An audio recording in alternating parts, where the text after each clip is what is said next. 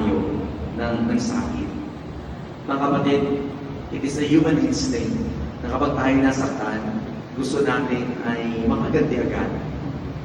Subalit tinuturo sa atin ng Panginoon na huwag nating hayaan na yung galit at buot, yun yung mag-control sa buhay natin. Because when we allow that anger, when we allow revenge, ang mangyayari, there will be a cycle of hatred. Hindi mapuputol na away, hindi napuputol na sakitan. Kaya naman hirap.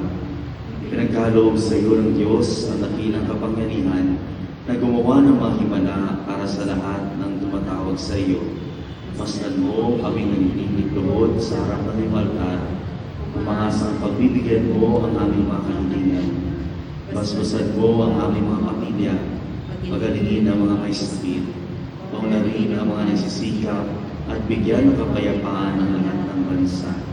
Sa maliwin naming pagsisimba, ituro mo sa amin ang tibay ng loob na humarap sa hamon ng buhay. Gayon din ang magmamahal.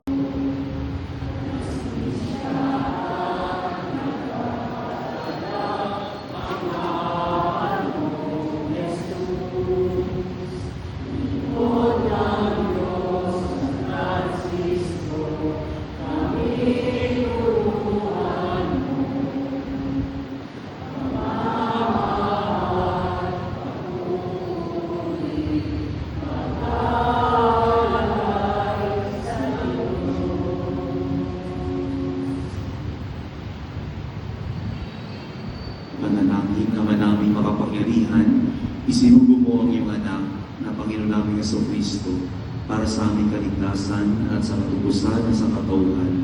Si San Francisco na naakit sa kanyang kabutihan ay kasama namin ngayon sa paglalakbay upang mabuhay kami para sa aming kapwa, sa kalikasan at sa paghahasik ng iyong kapayapaan.